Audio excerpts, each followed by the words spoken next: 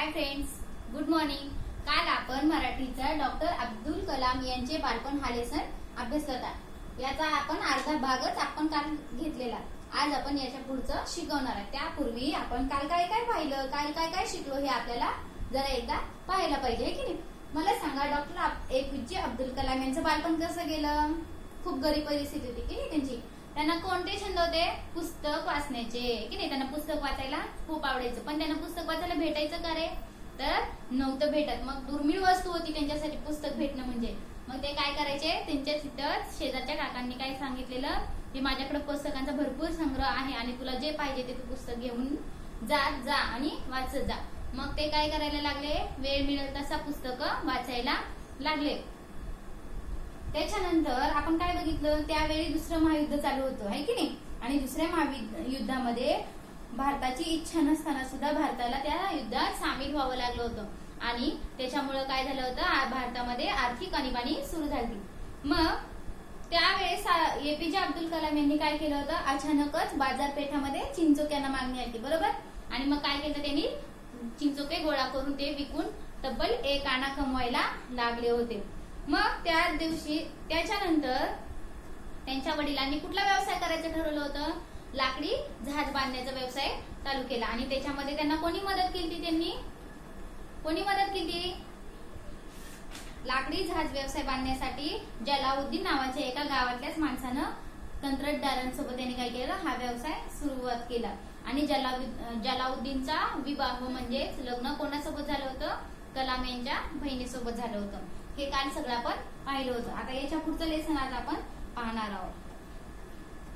रोज सकाळी पंबनहून येणारी रेल्वे गाडी रामेश्वरला थांबेनाशी झाली। हा युद्धाच्या आमच्या गावाचा पहिला ठळक परिणाम झाला होता। मग चालत्या रेल्वे गाडीतून वर्तमानपत्राचे गठ्ठे रामेश्वर ते धनुष्य कोंडे दरम्यान खाली फेकत जात। ते गठ्ठे गोळा करण्यासाठी शमसुद्दीनला कुणीतरी मदतनीस हवा होता। माझ्यापेक्षा दुसरा योग्य उमेदवार त्याला कुठून मिळणार? माझ्या आयुष्यातील पहिली कष्टाची कमाई करायला शमसुद्दीनचा असा हातभार लागला। आज अर्धशतकानंतर मी वळून त्या क्षणांकडे पाहतो आणि त्या वेळच्या कष्टाने मिळवलेल्या कमाईचा अभिमान आजही माझ्या मनातून ओसंडून वाहू लागतो। तर कलाम काय म्हणायचे, हे महायुद्ध चालू आहे, पण हे महायुद्ध म्हणजे काय हे आम्हाला जवळून पाहता येत नव्हतं, किंवा एवढ्याशा दुर्मिळ छोट्याशा आदिवासी गावामध्ये आमच्या या युद्धाचे कुठले परिणाम जाणवणार। त्यामुळे आम्हाला काय फक्त जलाउद्दीन काय करायचा, या युद्धाच्या गोष्टी सांगायचा, त्या गोष्टी फक्त ऐकायला मिळायच्या आणि पेपरमध्ये कधीतरी युद्धाचे ते फोटोज यायचे, चित्र यायचे, ते मी पाहत असायचो। पण काय झालं, कालांतरानं पंबनहून येणारी रेल्वे गाडी काय झाली, रामेश्वरला थांबेनाशी झाली, म्हणजे त्यांच्या गावाला थांबेनाशी झाली। मग त्यावेळी त्यांचा शमसुद्दीन नावाचा जो भाऊ आहे तो काय करायचा होता, वर्तमानपत्र वाटत होता। तर तो काय करायचा, तर चालत्या रेल्वे गाडीतून वर्तमानपत्राचे गठ्ठे त्या गावाच्या अलीकडच्या स्टॉप पासून काय करायचा, फेकत जायचा चालत्या गाडीतून, का तर रेल्वे गाडी थांबत नव्हती म्हणून। मग त्याचे हे जे फेकलेले वर्तमानपत्राचे गठ्ठे आहेत ते गोळा करायला त्याला त्रास होत होता किंवा त्याला जमत नव्हतं, म्हणून त्यानं काय केलं, त्याला मदतनीसची गरज होती आणि म्हणून त्यानं काय केलं, कलाम यांना मदतनीस म्हणून घेतलं। आणि कलाम काय म्हणतात की ही माझ्या आयुष्यातली पहिली कष्टाची कमाई आहे आणि आज पण मला ह्या कष्टाची कमाईचे ते दिवस आठवले की माझं मनातून आनंद अभिमान ओसंडून वाहतो। बघा, आपण छोटस जरी कष्ट केलेलं असलं, छोट्याशा कष्टातून आपल्याला छोटेसे जरी पैसे मिळाले असलं, छोटासा जरी मोबदला मिळाला असला, तरी आपल्याला त्या मोबदल्याचा अभिमान वाटतो, कारण ते आपण आपल्या कष्टाचे पैसे असतात की नाही। आपल्याला समजा आपल्या मम्मी पप्पांनी 2000 रुपये दिले आणि सांगितलं बाहेर जा आणि हे तुला खर्चायला दिले, ते खर्चून आपण बिनधास्तपणे ते पैसे खर्चून येतो की नाही, कुठलाही विचार न करता खातो पितो, आपल्याला जे पाहिजे ते आपण घेतो आणि सगळे पैसे खर्चून येतो। पण जेव्हा हे एक लक्षात ठेवा, जेव्हा तुम्ही हेच पैसे स्वतः कमवसाल, एखादं काम करा आणि तुम्हाला 200 रुपये मिळाले त्या कामाचे आणि तुम्हाला सांगितलं जा तुला आज काम केले ना, तुला 200 रुपये भेटले ना, जा ते पैसे खर्चून ये। तुम्ही जाता का? बघा, करून बघा हा प्रयोग कधी पण। तर तुम्हाला हे पैसे खर्चताना खूप वाईट वाटेल की मी या पैशासाठी, हे 200 रुपये कमवण्यासाठी किती काम केले, हे सगळं तुमच्या डोळ्यासमोर चित्र दिसेल आणि तुम्हाला ते पैसे खर्चताना खूप विचार येतील मनात आणि तुम्ही हे पैसे कधीच वाईट कामासाठी खर्चणार नाहीत किंवा फालतू कामासाठी खर्चणार नाहीत। या पैशांचा विचार करूनच मी खर्च करणार। तसंच कलाम काय म्हणतात, ती कमाई माझ्या कष्टाची पहिली कमाई होती आणि त्यातून मला भलेही थोडा मोबदला मिळाला असेल, पण त्या मोबदल्याचा मला आजही काय अभिमान आहे। माझ्या वडिलांकडून मी प्रामाणिकपणा आणि स्वयंशिस्त शिकलो, तर आईने मला चांगल्यांवर विश्वास ठेवायची आंतरिक शक्ती दिली, दयाळू वृत्ती दिली. अर्थात माझ्या तिन्ही भावांनी आणि एका बहिणीने देखील हा ठेवा त्यांच्याकडूनच उचलला असेल. आपण म्हणतो की शाळेत जातो आहे की नाही, शाळेत जातो, टीचर शिकवतात. टीचर पण काय शिकवतात, पुस्तकातले लेसन शिकवतात, एक्सप्लेनेशन करतात, त्याचे प्रश्न उत्तर देतात. पण त्याचबरोबर तुम्हाला समाजामध्ये कसं जगायचं, कुठल्या परिस्थितीसमोर कसं वागायचं हे सुद्धा शिकवतात, चांगल्या सवयी लावतात हे की नाही. तसंच आपला पहिला गुरु कोण असतो, आपली आई असते की नाही. आपण शिक्षकांच्या ताब्यात एक 5 ते 6 तास असतात, पण आपले उरलेले सगळे तास आपण कोणाच्या ताब्यात असतो, आपल्या फॅमिलीच्या आहे की नाही. आपल्या फॅमिलीमध्ये जसं वातावरण असतं, जसं आपल्या आई वडिलांचं वातावरण असतं, त्यांचं आपण निरीक्षण करून खूप साऱ्या गोष्टी शिकत असतो. आणि आपले आई वडील पण आपल्यावर खूप सारे संस्कार करत असतात हे की नाही, जसं तुमचे पण करतात. तसं आपण आपल्या आई वडिलांकडून खूप काही शिकत असतो. तसंच कलाम यांनी आपल्या आई वडिलांकडून काय शिकलं होतं, आईकडून काय शिकले होते, चांगल्यांवर विश्वास ठेवायला शिकले होते. तर वडिलांकडून काय शिकले होते, स्वयंशिस्त हे की नाही, सगळं स्वतःचं काम स्वतः करायचं आणि प्रामाणिकपणा. हे गुण कोणामध्ये होते, त्यांच्या वडिलांमध्ये. आणि हे कलाम कोणाकडून शिकले होते, आई वडिलांकडून. आणि आईकडून काय शिकले होते, तर चांगल्या व्यक्तींवर विश्वास ठेवायला. आणि हेच फक्त कलामच शिकले होते का, तर नाही, तर त्यांचे 2 भाऊ आणि 1 बहीण सुद्धा शिकलेली होती. शाळेत शिकायला न मिळालेले शहाणपण मी जलाउद्दीन कडून शिकलो, तर शमसुद्दीन कडून मी चेहऱ्यावरून दुसऱ्याच्या मनातले शरीराची व डोळ्यांची भाषा ओळखायला शिकलो. माझ्यामध्ये जो सर्जनशीलता स्रोत उगम पावत फुलखळत गेला, त्याचे श्रेय मी निसंशय त्या दोघांच्या सहवासात माझ्यावर पडलेल्या प्रभावाला देतो. बघा, आपण शाळेतून शिकत असतो.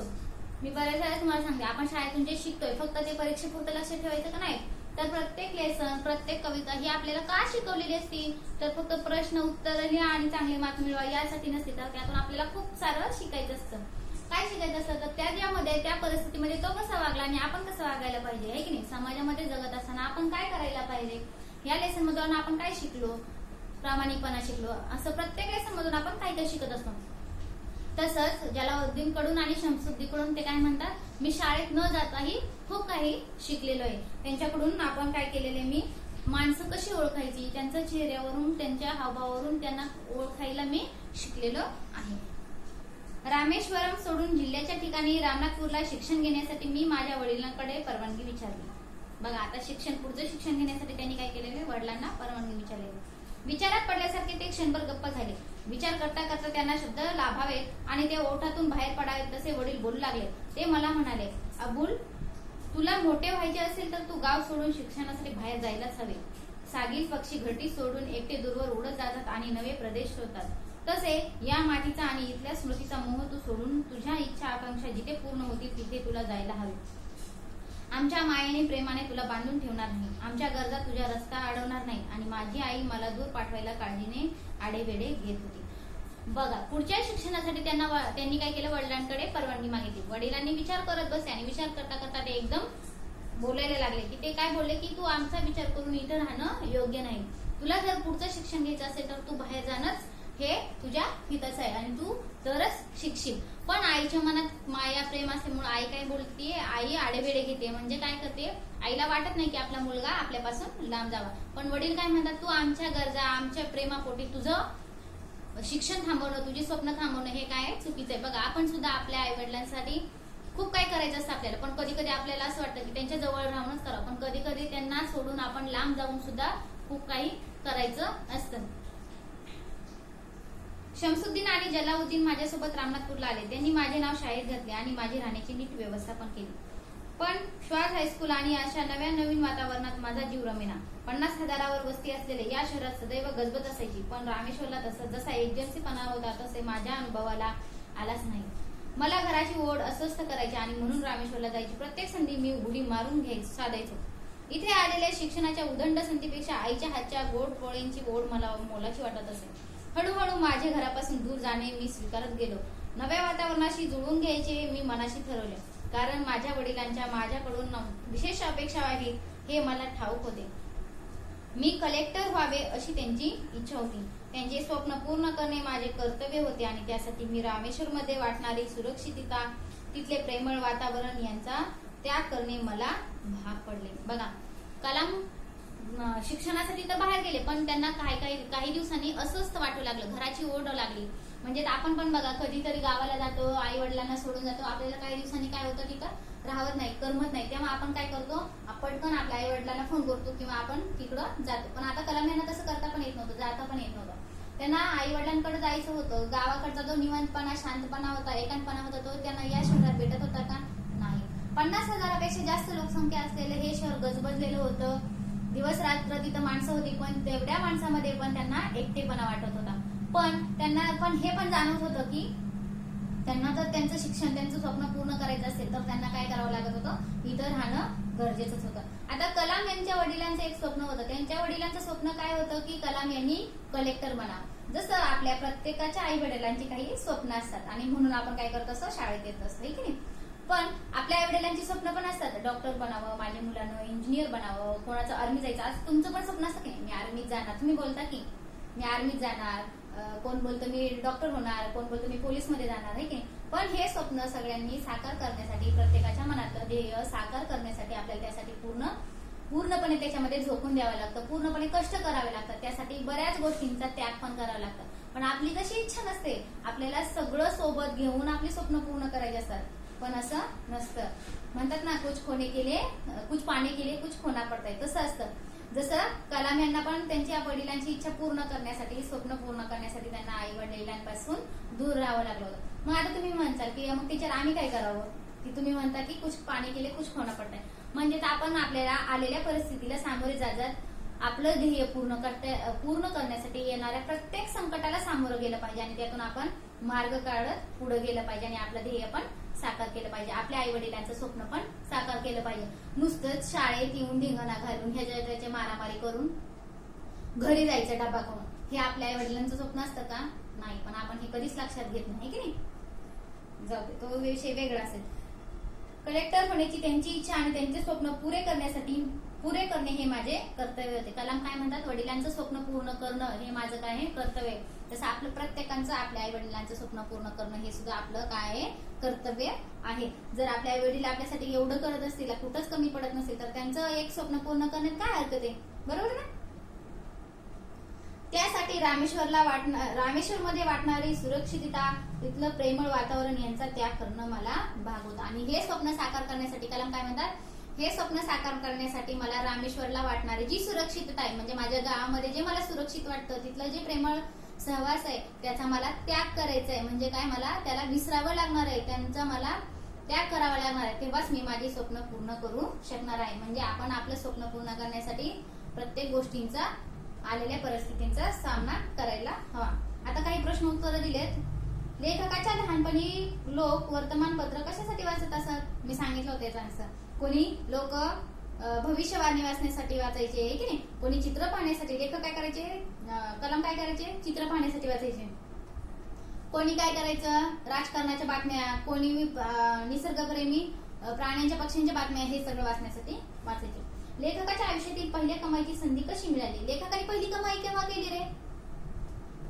लेखकाने पहिली कमाई केव्हा केली? जेव्हा चिंचोक्याची बाजारपेठेमध्ये मागणी वाढली, तेव्हा लेखकाने काय केलं होतं, चिंचोके जमा करून तब्बल 1 आणा दिवसाला कमवलेला होता. डॉक्टर कलाम यांनी शिक्षणासाठी बाहेर गावी जाताना त्यांचे वडील त्यांना काय म्हणाले?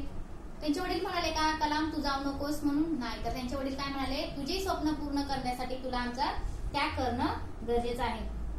जर पक्षी घरट सोडून गेले तरच काय होतं, ते उंच आकाशात भरारी घेऊ शकतात. पण जर आई वडीलच म्हटले तू नको जाऊस, पडशील, घाबरशील असं म्हटले, तर पक्षी पण काय करतात, उडत नाहीत. आणि त्यामुळे नुकसान कोणाचं होतं, पक्षाचं होतं. पण हे कोणाच्या लक्षात येत नाही. तसंच डॉक्टर कलाम काय म्हणाले मग, की तू तुझे स्वप्न पूर्ण करण्यासाठी बाहेरगावी शिक्षणासाठी जायला हवे आणि इथल्या सगळ्या प्रेमाचा, आमच्या गरजांचा विचार न करता तू जा, असं म्हणाले. रामनाथपुरमला लेखकाचा जीव का रमत नव्हता? कारण तिथं भरपूर लोकसंख्या होती, शहर गजबजलेलं होतं, पण तिथं एकांतपणा नव्हता, तिथं प्रेमळ सहवास नव्हता आणि घराची ओढ लागत होती. त्यामुळे त्यांचा जीव तिथं रमत नव्हता. सर, सगळ्यांना हा लेसन समजला असेल का? तर डॉक्टर कलाम हे एक थोर शास्त्रज्ञ आहे की नाही, सायन्टिस्ट. आणि एवढे सगळे असून सुद्धा त्यांचं बालपण कसं होतं हे आपण या लेसन मध्ये पाहिलं. तर मग आपण तर सर्वसामान्य लोक आहेत, मग आपण कसं वागायला पाहिजे, आपण काय करायला पाहिजे आणि आपली स्वप्न काय, त्यासाठी आपण कसं वागायला पाहिजे, आलेल्या परिस्थितीचा कसं सामना करायचा हे सुद्धा आपल्याला या लेसन मधून शिकायचं आहे. तर सगळ्यांकडे बुक्स असतील तर सगळ्यांनी काय करायचं, हा लेसन एकदा व्यवस्थित वाचायचा आणि प्रश्न उत्तर लिहायची आहेत. थँक्यू.